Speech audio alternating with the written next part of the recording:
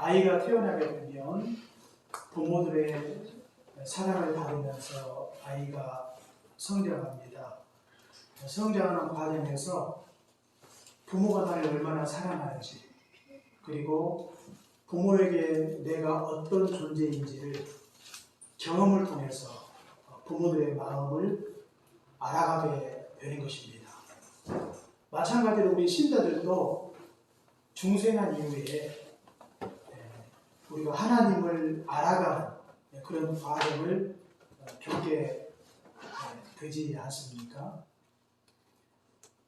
특히 하나님이 어떤 분인지, 그리고 하나님께서 우리 위해서 하신 일이 무엇인가를 우리가 성경과 삶을 통해서 알아가게 되는 것입니다. 하나님은 어떤 분인가? 하나님은 영으로 존재하시죠. 무소부재하시고 전지전능하시고 영원하시고 거룩하신 하나님이심을 우리가 잘 알고 있습니다. 그리고 하나님은 이 우주 만물을 지으시고, 그리고 우주 만물 속에서 지금도 일하고 계시는 것입니다. 태감 받을 자를 구원에 이르게 하시고, 또 그들을 날마다 인도하시고 보호하시고, 장차 심판을 통해 모든 구원 역사가 완성이 되는 것을 볼 수가 있습니다. 우리는 예수님을 믿고 난 이후에 주님 앞에 서는 그날까지 끊임없이 하나님이 어떤 분인가를 알아가는 그런 신앙의 과정이 반드시 필요하다고 하는 것입니다. 하나님을 아는 것이 우리가 성경을 통해서만 아는 게 아니에요. 하나님을 아는 것은 우리가 속한 모든 삶의 현장을 통해서 하나님을 알게 되는 것입니다. 경험을 통해. 하나님은 사랑의 하나님인데 우리가 성경을 통해서 금방 알 수가 있잖아요. 그런데 진짜 하나님이 사랑의 하나님인지, 이것은 성경만을 통해서 다 알 수 있는 건 아닙니다.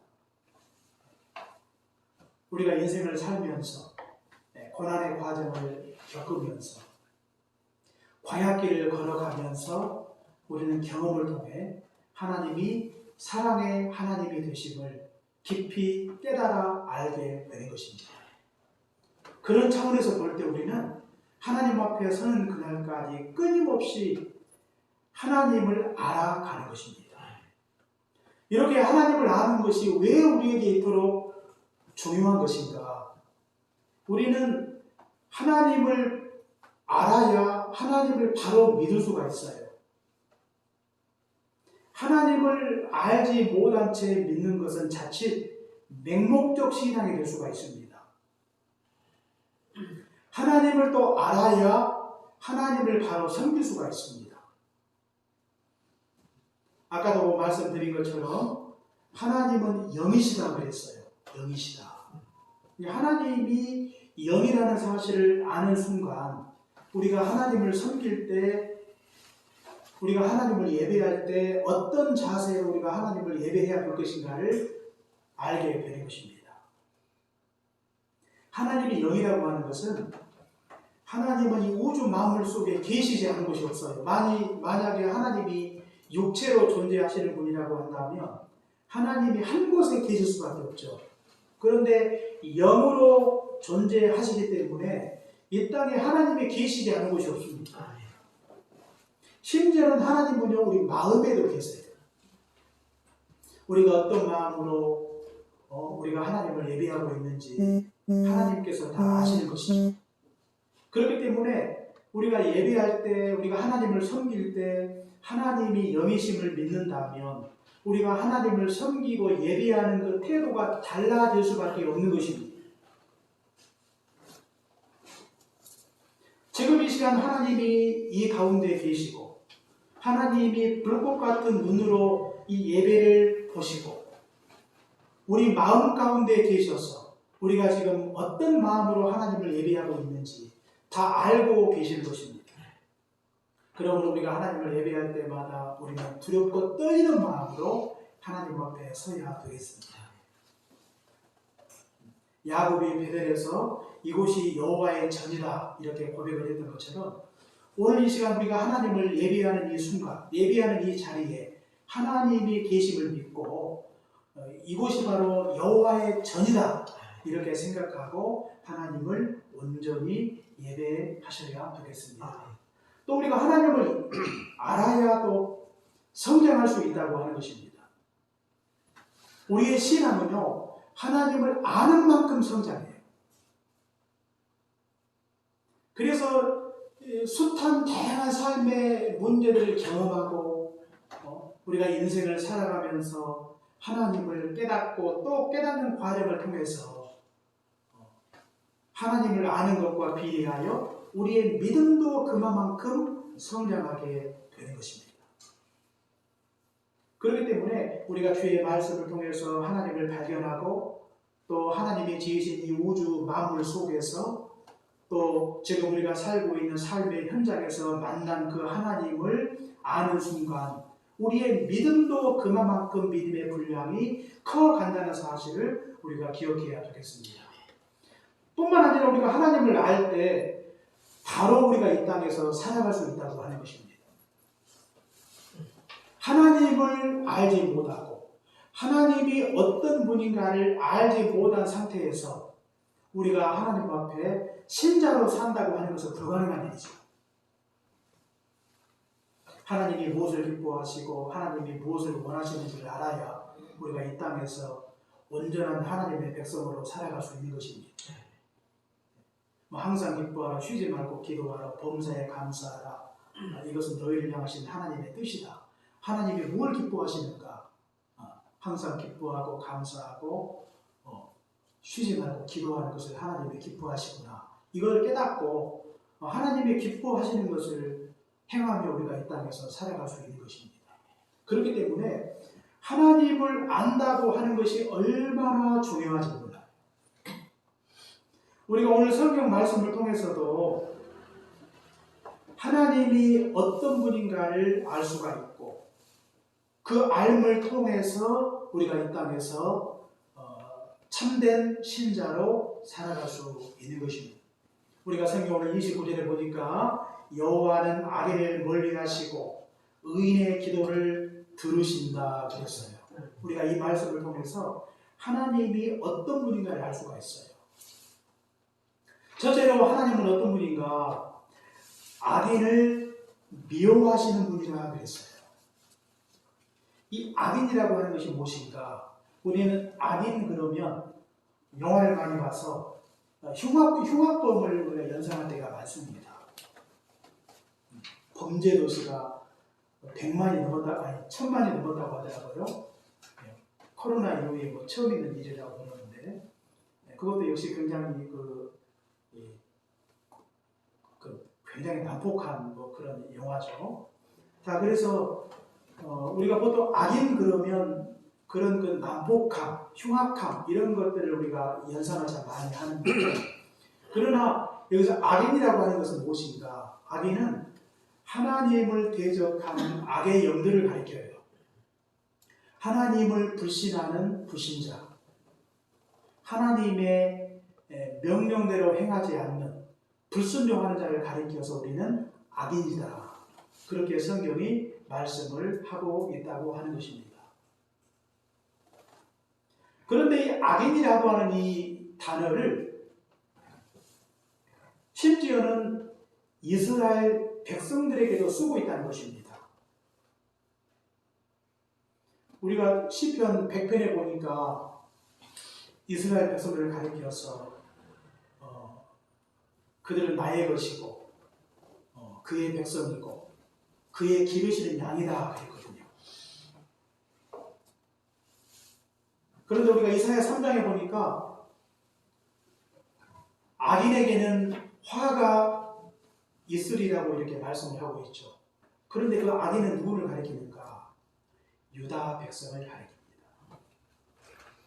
그러니까 악인이라고 하는 단어가 그냥 굉장히 악한 사람들에게 한정적으로 이렇게 사용을 하고 있는 것이 아니라 하나님을 믿는 하나님의 백성들이 하나님의 말씀에 불순종했을 때 그 자체가 바로 악인이 될 수 있다는 사실을 알 수가 있는 것입니다. 하나님은 이 악인을 어떻게 대하십니까? 우리가 시편 11편에 보니까 하나님은 악인을 미워하신다 그랬어요. 오늘 성경에는 여호와는 악인을 멀리하신다 그랬습니다. 이 악인을 멀리하신다는 그 뜻이 무슨 뜻인가? 이것은 관계에 있어서 극단을 가리켜요. 그 관계가 너무나 멀어진 상태. 마치 이것은 관계의 단절과 같은 것입니다. 그런 상태를 가리켜서 성경은 악인을 멀리하신다 이렇게 말씀을 하고 있는 것입니다. 왜 하나님이 악인을 멀리하시는가? 그것은 우리가 로마서 19장에 나와 있듯이 여호와께는 불의한 것이 없어요. 여호와께서 우리는 그분을 통해 어떤 죄의 그림자를 결코 발견할 수 없는 것입니다. 그분은 불의하지 않기 때문에 악인을 미워하는 것입니다.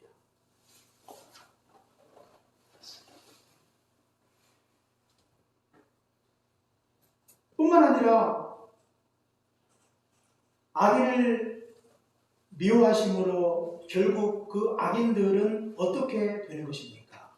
우리가 시편 1편에 나와 있듯이 악인은 심판을 견디지 못한다 그랬고요. 또 시편 11편 말씀에 보니까 악인들을 결박하시고 또 불과 유황으로 심판을 받게 하신다고 성경이 말씀을 하고 있는 것입니다. 이것이 바로 악인의 운명입니다. 그러니까 악인들이 때로는 잠시 득세하는 것처럼 보입니다. 악인들이 악하게 살면서도 아무런 고민도 없이 정말로 인생을 편안하게, 우리보다 더 편안하게 그렇게 살아가고 있는 듯한 그런 모습을 볼 때가 많이 있어요. 그런 것 때문에 우리가 낙심이 되고 그런 것 때문에 시험당할 때가 종종 있습니다. 과연 하나님이 살아계시는가? 하나님이 살아계시다면 저 악인을 당장 징벌하지 아니하시고 왜 그들을 계속해서 방치하시고 하나님이 계속해서 침묵으로 일관하시는가? 하나님이 정말로 의로우신 하나님이시라면 그냥 그대로 그들을 두고 보지 말고 지금 당장 하늘로부터 그냥 불을 내리셔서 그들을 심판하시도록 우리가 하나님 앞에 간청을 드릴 때가 종종 있습니다. 그럼에도 불구하고 하나님은 당장 심판하지 아니하시고 마치 그들에 대하여 아무것도 모르시는 것처럼 하나님께서 침묵으로 일관할 때가 종종 있는 것이죠. 그러나 우리가 성경을 통해서 우리에게 가르쳐 주시는 것이 무엇인가? 결국 악인들은 결박당하여 불과 유황으로 심판을 받게 된다는 것. 잠시 득세하고 잠시 그들에게 아무런 문제가 없는 것처럼 잘 지내고 있지만 그들의 끝은, 그들의 마지막은 비참하게 될 것입니다. 그들의 운명은 비참해요.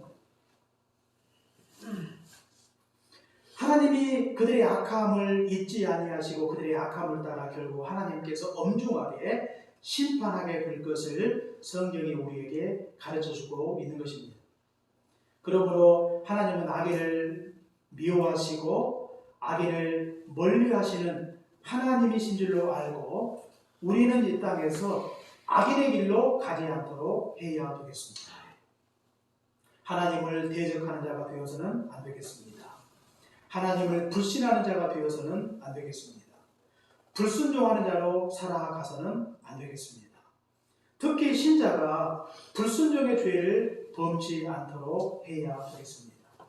우리가 불순종의 길로 가지 않을 수 있는 가장 좋은 방법이 무엇입니까?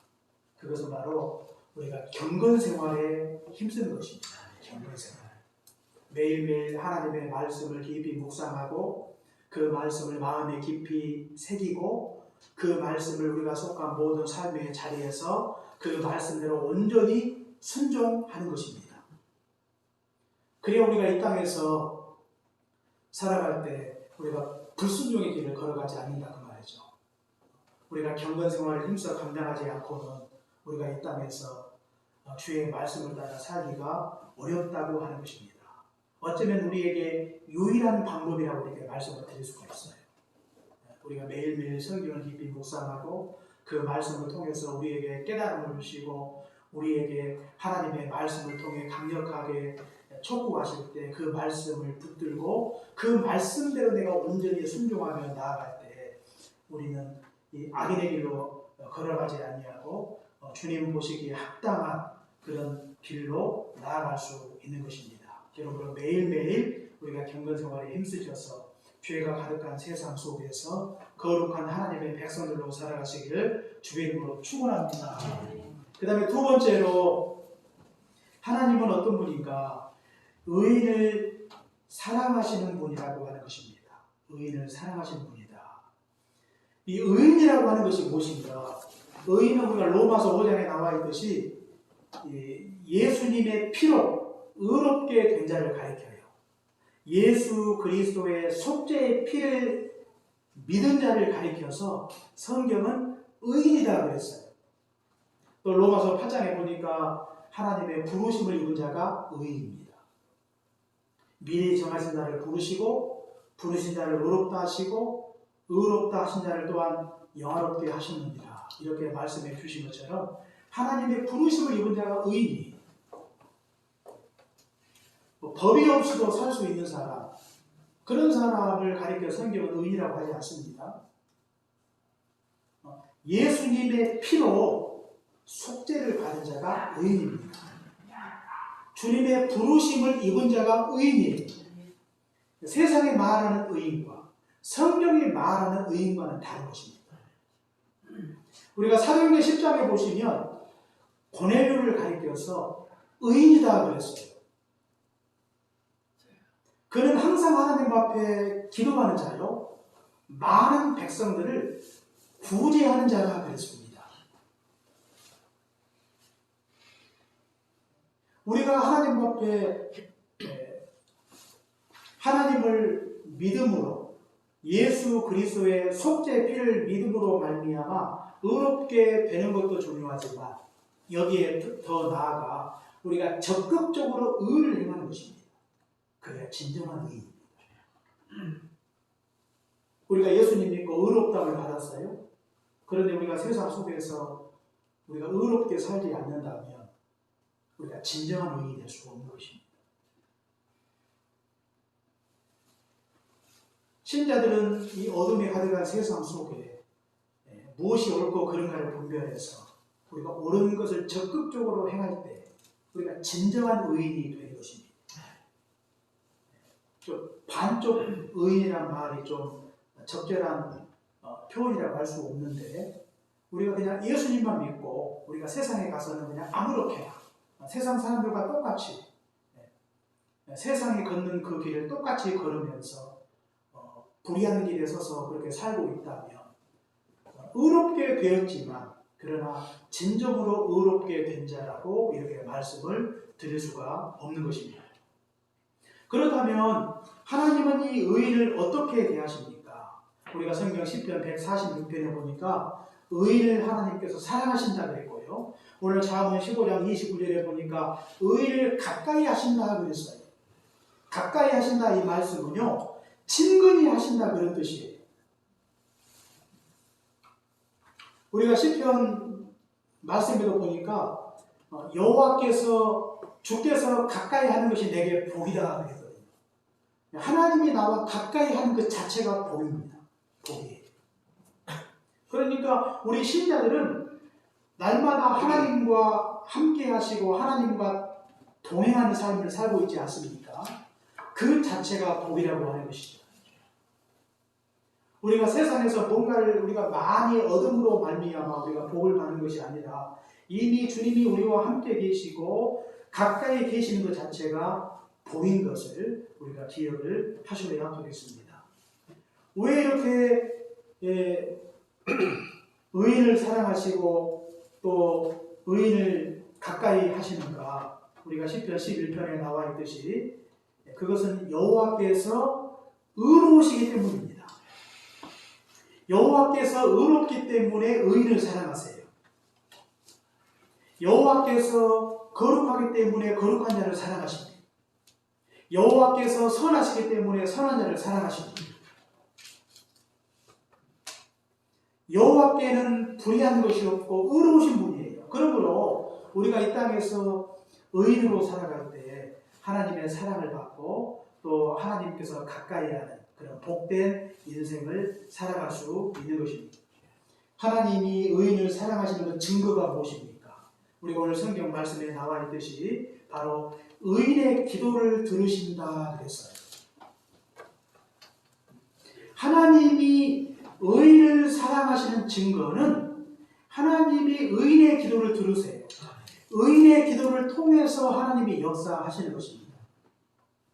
그래서 우리가 야고보서 5장 16절에 보니까 의인의 간구는 역사하는 힘이 크다 그랬거든요.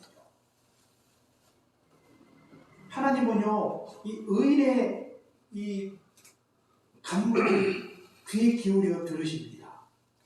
들으신다고 하는 것은 하나님이 이 의인의 기도에 관심을 두신다 그런 뜻이고 또 그 기도를 귀담아 들으신다는 그런 뜻이에요. 그러니까 하나님의 마음이 어디에 있는가? 의인의 기도에 있는 것입니다.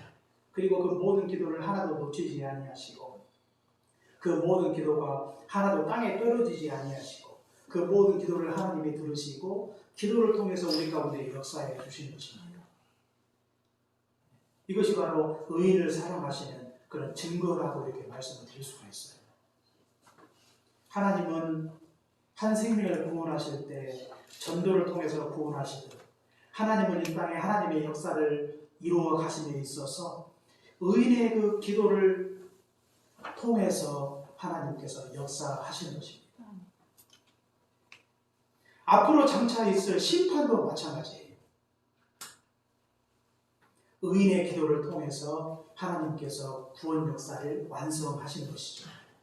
우리가 계시록 8장에 보니까 성도들의 기도가 향연과 함께 하나님의 보좌 앞에 올려 드려질 때 천사가 향로에 제단에서 불을 담아다가 땅에 쏟아버리죠.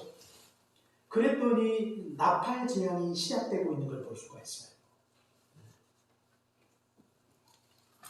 그러니까 그간의 성도들의 기도가 헛되지 않고 그 성도들의 기도가 이제 하늘 보좌를 움직여서 그 기도를 통해서 구원 역사가 완성이 되는 걸 볼 수가 있습니다.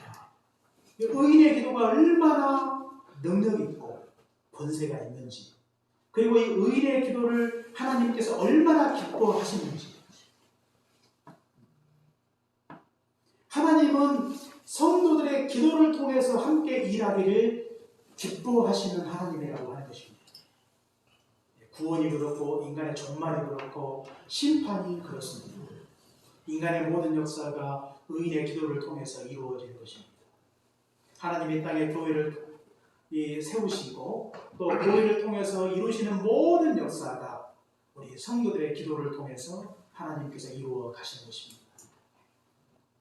개인과 가족 이 모든 역사가 결국 의인의 기도를 통해서 하나님께서 우리 가운데 역사하시는 것입니다. 그러므로 성도의 기도가 얼마나 중요한지 몰라요. 하늘 보좌를 움직이는 탁월한 능력이 그 속에 있다고 하는 것입니다. 하나님은요, 하나님의 역사를 이룸에 있어서 우리와 함께 동사하십니다. 함께 일하신다는 말이죠. 어떻게 함께 일하십니까? 그것은 우리가 주님을 의지하고 주께 간절히 기도했을 때 우리의 기도를 통해서 하나님은 우리와 함께 일하신 것입니다. 하나님은 홀로 능히 모든 일을 주도적으로 홀로 모든 일을 감당할 수 있음에도 불구하고 하나님은 우리와 함께 일하기를 원하십니다. 하나님께서 우리를 하나님의 동역자로 하나님 나라 일꾼으로 세우셔서 우리와 함께 일하기를 기뻐하세요. 기어져 추수할 때가 되었으니 내 주인에게 청하여 추수할 일꾼을 버려달라고 이렇게 기도하라고 이렇게 말씀하고 있지 않습니까? 하나님이 그거 혼자 할 수 없어서 우리에게 그 같은 말씀을 하고 있는 게 아니에요. 하나님은 우리와 함께 하기를 원하십니다. 우리가 전도하는 것도 마찬가지입니다. 하나님께서 마지막 표수 얼마든지 하나님께서 하늘의 천사라도 이 땅에 보내셔서 얼마든지 능히 혼자라도 모든 일을 감당할 수 있음에도 불구하고 하나님의 그 일을 홀로 하지 아니하시고 하나님께서 세우신 여러분들을 통해서 그 모든 일을 함께 하기를 원하고 계신 것입니다. 지금도 우리가 하나님 앞에 부르짖어 기도하는 그 모든 기도가 하나님 앞에 향연과 함께 올라가는 것입니다. 지금도 그 기도가 차곡차곡 쌓이면서 장차 종말의 때 주님 이 땅에 다시 오시는 그날에 하나님께서 우리의 기도를 통해서 마지막 모든 구원 역사를 완성할 수 있도록 우리의 기도를 통해서 일하고 계신 것입니다. 그 기도가 쌓이기까지 하나님께서 지금도 기다리고 계시는 것입니다. 그러므로 성도의 기도가 얼마나 중요한지 몰라요. 우리의 기도가 결코 약하지 않습니다. 장당 눈에 보이는 것이 없고 이런 모든 기도가 헛된 것처럼 보일 수가 있어요. 그러나 오늘 성경이 우리에게 분명하게 말씀을 하고 있습니다. 의인의 기도를 하나님께서 들으신다. 들으신다. 그러므로 우리는 우리의 그 모든 기도가 헛되지 않은 줄 알고 우리가 은혜의 보좌 앞에 담대히 나아가 하나님 앞에 기도해야 되겠습니다. 우리가 기도하지 못할 이유가 무엇입니까? 우리가 이런저런 핑계로 우리가 기도하지 못하고 살아갈 때가 많이 있어요. 특히 우리가 하나님의 교회를 섬길 때 하나님 역사를 감당할 때 기도가 반드시 필요합니다. 하나님은요 기도를 통해서 교회 가운데 일하시는 것입니다. 그러므로 우리가 직분을 맡은 모든 주의 종들이 하나님의 일꾼들이 반드시 감당해야 될 것이 바로 기도하는 것입니다. 하나님은 사실 우리에게 원하시는 것이 바로 그거예요.